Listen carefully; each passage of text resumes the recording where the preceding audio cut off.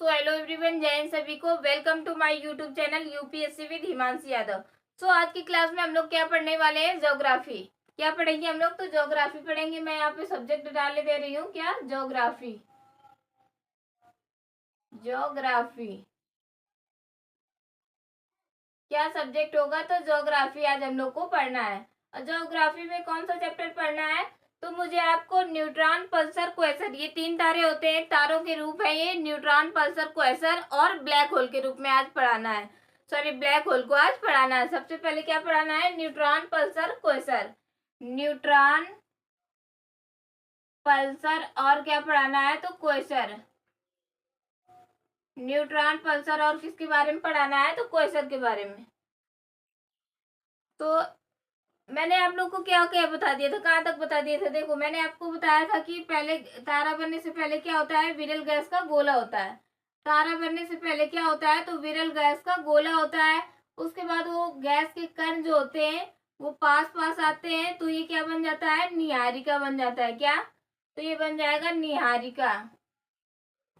निहारिका बन जाता है। उसके बाद निहारिका बनने के बाद क्या होता है? तारों के, सॉरी, इसमें अंदर संलयन होता है हाइड्रोजन का हीलियम में, तारा बन जाता है। तारे के अंदर हाइड्रोजन का हीलियम में संलयन होता है और तारे का ईंधन प्लाज्मा अवस्था में रहता है। तारे में ईंधन किस अवस्था में रहता है? तो प्लाज्मा अवस्था में रहता है। उसके बाद क्या है? मैंने बताया था कि तारा का जब ईंधन खत्म होने लगता है, तो तारे का जब ईंधन खत्म होने लगता है तो तारा क्या बन जाता है? Black hole. जब तारे का ईंधन खत्म होने लगता है तो तारा क्या बन जाता है? Black hole. तारा बन जाता है क्या? हमारा ब्लैक होल। ब्लैक होल बन जाता है तारा। अब जो, सॉरी, तारा क्या बन जाता है? लाल दानव बन जाता है। क्या? रेड जायंट, यानी कि लाल दानव। क्या बन जाता है तारा हमारा? तो रेड जायंट यानी कि लाल दानव बन जाता है। मैं पहले मार्कर में इंक डाल लेती हूँ क्योंकि इसमें इंक नहीं बची है।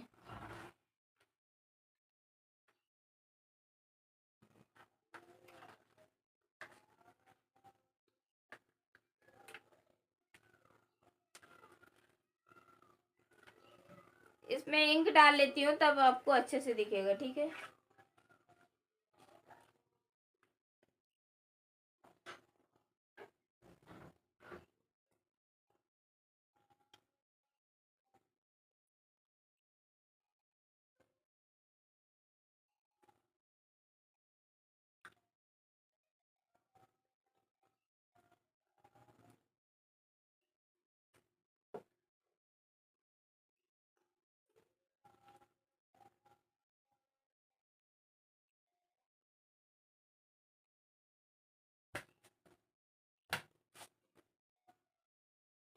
तो यहाँ पे अब स्टार्ट करते हैं। मैंने इंक डाल लिया और इंक मेरे हाथ में भी फैल चुकी है।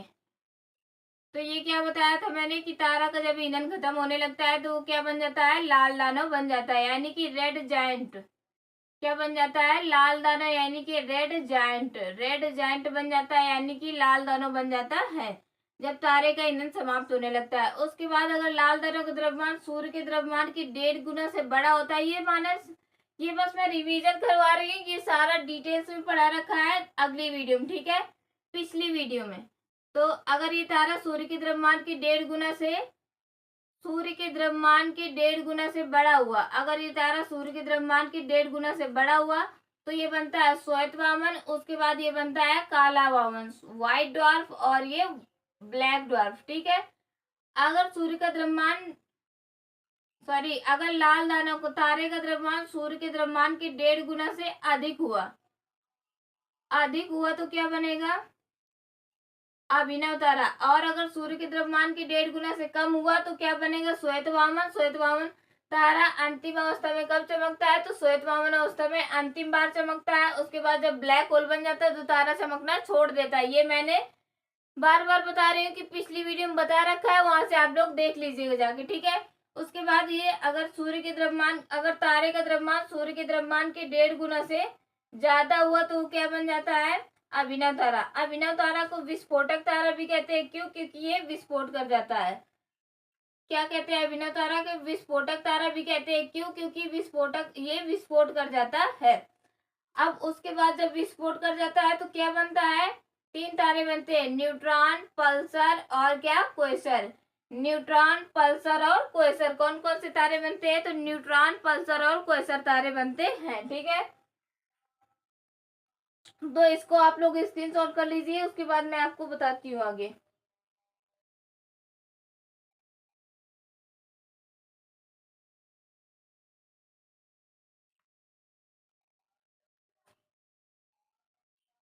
तो न्यूट्रॉन, सॉरी, ये अभिनव तारा, अभिनव तारा का जब क्या हुआ, विस्फोट हुआ, तो ये क्या बन गया है? न्यूट्रॉन, पल्सर और क्वेसर बनते हैं। कौन से तारे बनते हैं? न्यूट्रॉन, पल्सर और क्वेसर। अब न्यूट्रॉन का क्या हो जाता है, जब ये विस्फोट के बाद बनता है तो इसका आकार छोटा हो जाता है और घनत्व तो इसका, यानी इसका शेप जो होता है वो छोटा हो जाता है, और जो घनत्व यानी डेंसिटी, जो घनत्व होता है वो बहुत ही ज्यादा बढ़ जाता है। न्यूट्रॉन का घनत्व तो बढ़ जाता है और आकार कैसा हो जाता है? तो छोटा हो जाता है। न्यूट्रॉन का जो घनत्व होता है वो क्या होता है? बढ़ जाता है, और जो, सॉरी, घनत्व हाँ बढ़ जाता है न्यूट्रॉन का, और जो आकार होता है वो छोटा हो जाता है। अभिनव तारा के विस्फोट के बाद जब न्यूट्रॉन तारा बनता है, तो अभी वीडियो बंद हो गया था, मैं फिर से स्टार्ट करके आई हूँ। तो यहाँ पर आप लोग को क्या बता रही हूँ कि अभिनव तारा के बाद कौन कौन से तारे बनते हैं? तो न्यूट्रॉन, पल्सर और क्वेसर बनता है। न्यूट्रॉन के बारे में हमने पढ़ लिया कि न्यूट्रॉन अभिनव तारा के विस्फोट के बाद बनता है। ये तो इसमें तीनों बनेंगे विस्फोट के बाद। क्यों? क्योंकि विस्फोट होता है तभी तो न्यूट्रॉन, पल्सर और क्वेसर ये तीनों का निर्माण होता है। पल्स न्यूट्रॉन के बारे में हम लोगों ने पढ़ा कि न्यूट्रॉन का आकार छोटा हो जाता है और घनत्व तो अधिक हो जाता है। उसके बाद पल्सर तारा जो होता है उसकी विशेषता क्या है? तो पल्सर तारा जो होता है ये चमकता और बुझता रहता है। कैसा होता है? ये चमकता और बुझता रहता है, चमकता और बुझता रहता है, चमकता वो बुझता रहता है। और क्या होता है? इससे उच्च संख्या में विद्युत चुम्बकीय तरंगे निकलती हैं। ये आप लोग के लिए बहुत इंपॉर्टेंट है, इसको याद रखना कि कौन से तारे से उच्च संख्या में विद्युत चुम्बकीय तरंगे निकलती हैं। तो अभिनव तारा के विस्फोट के बाद बनने वाले पल्सर तारे से क्या बनती है? निकलती है विद्युत चुम्बकीय तरंगे निकलती हैं। क्या निकलती हैं? तो विद्युत चुम्बकीय तरंगे। पल्सर तारे की, तारा जो होता है वो चमकता और बुझता रहता है, इससे उच्च संख्या में विद्युत चुम्बकीय तरंगे निकलती है। ठीक है, तो आप लोग हेडिंग डालिए, लिखिए। ऐसे आप लोग पहले चित्र में बना लेना, फिर उसके बाद हेडिंग डाल के लिखिए यहाँ पर न्यूट्रॉन। तो क्या बताया मैंने अभी कि क्वेसर की चुंबकीय क्षमता बहुत ही अधिक हो जाती है और ये लगभग तारों की अंतिम अवस्था होती है। इसकी चुंबकीय क्षमता अति उच्च हो जाती है, चुंबकीय क्षमता, और इसका घनत्व तो बहुत ही ज्यादा हो जाता है। इसकी चुंबकीय क्षमता अति उच्च हो जाती है। कैसी हो जाती है? अति उच्च, वेरी हाई, अति उच्च। इसकी चुंबकीय क्षमता कैसी हो जाती है? अति उच्च हो जाती है। तो न्यूट्रॉन के बारे में मैंने बताया कि इसका आकार छोटा हो जाता है और इसका घनत्व बढ़ जाता है, और ये अभिनव तारा के विस्फोट के बाद बनता है। ये क्या है? हमारा अभिनव तारा है। अभिनव तारा, अभिनव तारा के बारे में डिटेल से मैंने पिछली वीडियो में बता रखा है, वहां से आप लोग देख लीजिएगा। तो अभिनव तारा के विस्फोट के बाद क्या बनता है? न्यूट्रॉन, और इसका आकार छोटा हो जाता है, घनत्व अधिक हो जाता है। पल्सर, ये तारा चमकता और बुझता रहता है, इससे उच्च संख्या में विद्युत चुम्बकीय तरंगे निकलती हैं। क्वेसर, इसकी चुंबकीय क्षमता अति उच्च होती है और इसका घनत्व बहुत ही अधिक हो जाता है। उसके बाद हम लोग को क्या पढ़ना है? इसके बाद क्या बनता है? ब्लैक होल, और ब्लैक होल के रूप में तारों का अंत हो जाता है। ब्लैक होल क्या बनता है? ब्लैक होल बनता है, और ब्लैक होल के बाद कोई भी संरचना नहीं बनती है और तारे का अंत हो जाता है। किसके रूप में? तो ब्लैक होल के रूप में तारों का अंत हो जाता है। वैसे ब्लैक होल का शेप इतना बड़ा नहीं बना सकते हम लोग, ये छोटा होता है आकार में, ये छोटा होता है, लेकिन इसका घनत्व तो बहुत ही ज्यादा होता है। ब्लैक होल का घनत्व तो बहुत ही ज्यादा होता है। पहले आप क्वेसर वाले को आप लोग स्क्रीनशॉट कर लीजिए, क्वेसर डाल के हेडिंग लिख लीजिए। क्वेसर जो है वो अभिनव तारा के बनने के बाद, यानी अभिनव तारा के विस्फोट के बाद बनता है। उसके बाद सेकेंड पॉइंट लिखिए, क्वेसर की चुंबकीय क्षमता अति उच्च हो जाती है। ठीक है, तो आप लोग इसको स्क्रीनशॉट कर लीजिए। उसके बाद मैं आप लोग को आगे बताती हूँ ब्लैक होल के बारे में।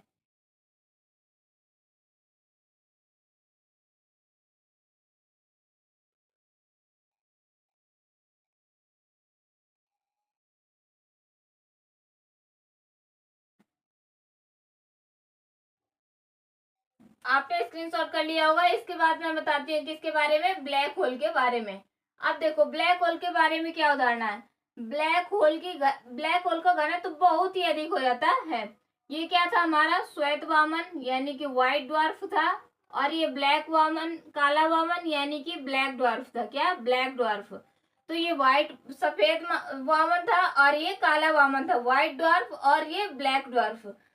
ठीक है, वो मैंने अच्छे से समझा रखा है, इससे पिछली वाली वीडियो में आप लोग जाके देख लीजिएगा। ठीक है, तो ये क्या है, ब्लैक होल। सबसे पहले क्या बना था, लाल दानव। लाल दानव जो होता है, अगर सूर्य के द्रव्यमान के 1.5 गुना से क्या हुआ, बड़ा हुआ, तो वो क्या बनता है, अभिनव तारा। अगर कम हुआ तो व्हाइट ड्वार्फ यानी कि श्वेत वामन।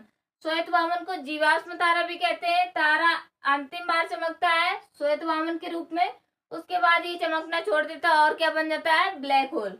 अगर अभिनव तारा बना तो ये एक विस्फोटक तारा है, इसका विस्फोट होता है और 3 तारे बनते हैं। कौन कौन से, न्यूट्रॉन, पल्सर और क्वेसर। न्यूट्रॉन की चुंबकीय क्षमता अति उच्च हो जाती है, इसका आकार जो होता है वो कम हो जाता है और घनत्व इसका बढ़ जाता है। पल्सर चमकता और बुझता रहता है और इससे उच्च संख्या में विद्युत चुंबकीय तरंगे निकलती है। उसके बाद क्वेसर की चुंबकीय क्षमता अति उच्च हो जाती है। उसके बाद क्या है, ब्लैक होल बनता है। इन तारों से क्या बनता है, ब्लैक होल। अब ब्लैक होल क्या करता है, श्वेत वामन, व्हाइट ड्वार्फ और काला वामन, इनको भी अपनी ओर खींच लेता है। कौन, ब्लैक ड्वार्फ जो होता है, sorry black hole. Black hole क्या करता है, व्हाइट ड्वार्फ यानी सफेद वामन और ब्लैक ड्वार्फ यानी कि काला वामन, सफेद वामन और काला वामन को भी अपनी ओर खींच लेता है। कौन, ब्लैक होल। ब्लैक होल जो होता है वो सफेद वामन और काला वामन को भी अपनी ओर खींच लेता है। ब्लैक होल क्या करता है, सफेद वामन और काला वामन को अपनी ओर खींच लेता है। अतः तारों का अंत किसके रूप में हो जाता है, ब्लैक होल के रूप में हो जाता है। ठीक है, आपको इतना आप लोग स्क्रीनशॉट करिए, उसके बाद मैं आगे बताती हूँ। ब्लैक होल को लिख के डिटेल में बताती हूँ उसको। तो आपने स्क्रीनशॉट कर लिया होगा। इसके आगे वाला भाग जो है वो मैं आपको बताती हूँ अब, ब्लैक होल का। तो ब्लैक होल ने क्या किया, ब्लैक होल ने देखो, ब्लैक होल इसने क्या किया, ब्लैक ड्वार्फ यानी काला वामन और किसको, तो व्हाइट ड्वार्फ यानी कि सफेद वामन को भी अपनी ओर खींच लिया। किसको, सफेद वामन को भी अपनी ओर खींच लेता है ये, और काला वामन को भी अपनी ओर खींच लेता है। व्हाइट ड्वार्फ और ब्लैक ड्वार्फ को दोनों को अपनी ओर खींच लेता है। अतः तारे का अंत किसके रूप में हो जाता है, तो ब्लैक होल के रूप में तारे का अंत हो जाता है। उसके बाद ब्लैक होल की अगर बात करें तो ब्लैक होल की खोज किसने की थी, इसकी खोज डिस्कवर्ड बाय चंद्रशेखर। खोज इसकी किसने की थी, ब्लैक होल की, चंद्रशेखर ने की थी। और चंद्रशेखर सीमा की भी खोज किसने की थी, चंद्रशेखर। उन्हीं के नाम पर उस सीमा का नाम पड़ा था चंद्रशेखर सीमा, चंद्रशेखर।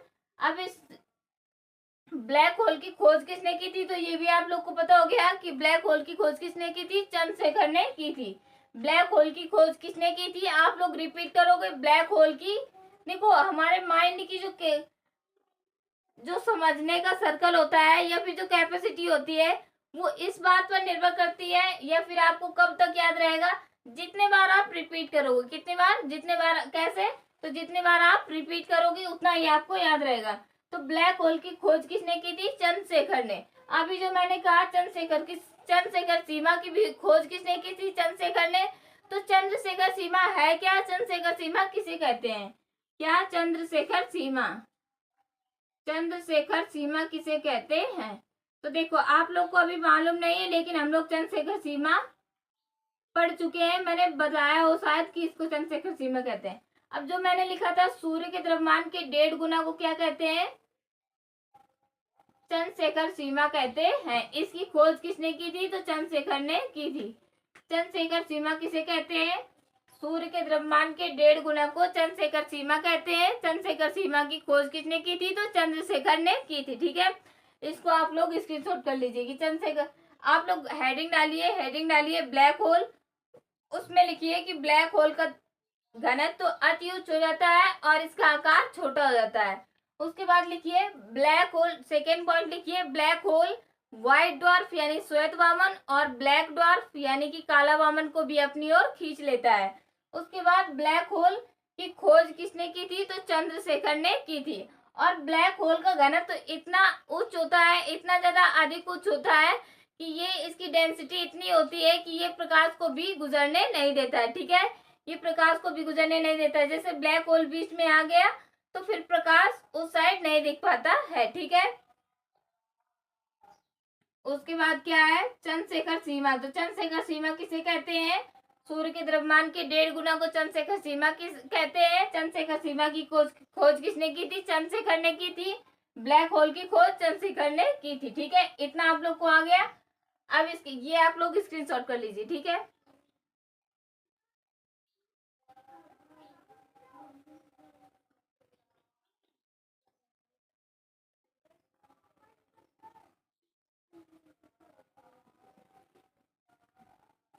तो ये आप लोगों ने नोट कर लिया होगा। इसके बाद मैं आप लोग को बताती हूँ। देखो, जब तारा बन जाता है तो उसके बाद तारों का भविष्य यानी कि तारा कब तक चलेगा ये किसके ऊपर निर्भर करता है? तो चंद्रशेखर सीमा पर। अब चंद्रशेखर सीमा पर कैसे निर्भर करता है? तो देखो, ये अगर लाल दानव है, कौन है ये? रेड जायंट यानी कि लाल दानव है। क्या है? लाल दानव है अगर ये। तो अब क्या होता है, अगर इसका द्रव्यमान सूर्य के द्रव्यमान के 1.5 गुना से क्या हुआ? ज्यादा हुआ। सूर्य के द्रव्यमान के 1.5 गुना से अगर इसका द्रव्यमान ज्यादा हुआ, सूर्य के द्रव्यमान के 1.5 गुना से ज्यादा हुआ, तो ये अभिनव तारा बनेगा। अभिनव तारा, सुपरनोवा। उसके बाद बनेगा ये neutron pulsar quasar, neutron pulsar और क्वेसर। उसके बाद क्या बनेगा? तो बनेगा ब्लैक होल। ब्लैक होल, ठीक है। तो ये ज्यादा बड़ा स्टेप है, यानी कि अगर सूर्य के द्रव्यमान का 1.5 गुना से ज्यादा होगा लाल दानों का द्रव्यमान, अगर लाल दानों का द्रव्यमान सूर्य के द्रव्यमान के 1.5 गुना से ज्यादा हुआ तो अभिनव तारा बनेगा, फिर न्यूट्रॉन पल्सर क्वेसर बनेगा, फिर ब्लैक होल बनेगा। यानी ये काफी लंबा क्या है? काफी लंबा समय काल है। ठीक है, क्या है? काफी लंबा समय है। उसके बाद ये काफी बड़ी प्रोसेस है। उसके बाद क्या है, अगर सूर्य का द्रव्यमान 1.5 गुना से बड़ा हुआ तो क्या बन जाता है? अभिनव तारा। और अगर सूर्य का द्रव्यमान 1.5 गुना से छोटा हुआ तो क्या बनेगा? श्वेत वामन यानी कि व्हाइट ड्वार्फ। क्या बनता है? White dwarf. ठीक है, इतनी देर में तो किसी बच्चे को अगर पढ़ने वाला होगा तो रट जाना चाहिए, इतने अच्छे से मैंने पढ़ाया है। उसके बाद क्या बनेगा? ब्लैक ड्वार्फ यानी कि काला वामन। अब क्या है, तो आप लोग देखो, ये ज्यादा बड़ा प्रोसेस है यानी कि इसमें ज्यादा टाइम लगेगा, ये समय का लंबा होगा। और ये जो प्रोसेस है ये छोटा ही है, श्वेत वामन बनेगा, उसके बाद चमकना छोड़ देगा, ब्लैक डॉर्फ बन जाएगा, काला वामन। तो ये कम समय में हो जाएगा, यानी कि आयु किसकी अधिक होगी? इसकी अधिक होगी या फिर इसकी? तो ऑब्वियस सी बात है, इसमें ज्यादा टाइम लगेगा और इसमें कम टाइम लगेगा, तो आयु इसकी ज्यादा होगी और इसकी कम होगी। तो हमारा लाल दानों के बाद सूर्य का जो क्या होता है, लाल दानों के बाद जो तारे का जीवन काल होता है वो किस चीज पर निर्भर करता है? तो चंद्रशेखर सीमा पर। क्योंकि अगर इसका द्रव्यमान चंद्रशेखर सीमा यानी कि सूर्य के द्रव्यमान के 1.5 गुना से ज्यादा हुआ तो अभिनव तारा बन जाएगा और इसका लंबा समय चलेगा। और अगर ये लाल दानों का द्रव्यमान चंद्रशेखर सीमा यानी सूर्य के द्रव्यमान के 1.5 गुना से छोटा हुआ तो क्या बन जाएगा? श्वेत वामन, फिर चमकना छोड़ के काला वामन बन जाएगा। तो इसमें समय कम लगेगा, यानी कि ये छोटा प्रोसेस है, तो इसकी उम्र कम होगी और इसकी उम्र ज्यादा होगी। ठीक है, तो किस चीज पर निर्भर करता है? लाल दानव बनने के बाद तारे का जीवन काल। लाल दानव के बाद तारा कब तक जीवित रहेगा ये किस चीज पर निर्भर करता है? चंद्रशेखर सीमा पर। ठीक है, तो ये आप लोग नोट डाल के लिख लीजिए। लिखिए नोट। नोट में लिखना है कि अभिनव तारा लाल दानव बनने के बाद, नोट डाल के लिखिए आप लोग कि लाल दानव बनने के बाद तारे का जीवन काल, लाल दानव बनने के बाद, आई रिपीट, लाल दानव बनने के बाद तारे का जीवन काल जो होता है वो चंद्रशेखर सीमा पर निर्भर करता है। ठीक है, ये आप लोग को समझ में आ गया कि कैसे निर्भर करता है, मैंने अच्छे से बता दिया है। इसके बाद आज के लिए इतना ही। अगर आप लोग को क्लास में कोई भी दिक्कत हुई है, समझ में नहीं आया है, या फिर बहुत अच्छे समझ में आया है, या फिर कोई टॉपिक नहीं समझ में आया है, तो आप लोग कमेंट करिएगा। मैं आई कैन ट्राई, मैं अपना 100% दूंगी और उसमें आपका डॉट सॉल्व करूंगी। ताकि मैं आपका मतलब मैं अपना 100% दूंगी कि मैं आपको कोई भी डाउट नहीं रहने दूं। पहली बात तो क्लास में ये ऐसे पढ़ाऊंगी कि कोई डाउट बचे ही ना। अगर फिर भी किसी के मन में कोई डाउट है, लेकिन डाउट जो होना चाहिए वो टॉपिक से रिलेटेड होना चाहिए। ये नहीं कि मैं पढ़ा रही हूँ तारे के बारे में, आप पूछने लगो जाके केमिस्ट्री के बारे में, फिजिक्स के बारे में या फिर हिस्ट्री के बारे में। मैं पढ़ा रही हूँ तारे के बारे में, लाल दानव बता रही हूँ, आप पूछ रहे हो कि बाबर कहाँ से आया था। ठीक है, तो ऐसा नहीं है। अगर मैं ऐसे क्वेश्चन का जवाब दूंगी तो फिर जवाब ही देती रहूंगी, पढ़ा नहीं पाऊंगी। ठीक है, तो टॉपिक से रिलेटेड क्वेश्चन पूछना है आपको, कमेंट करना अगर आपको नहीं समझ में आया है उसके लिए। ठीक है, तो जय हिंद सभी लोगों को and take care to all of you. Okay, bye.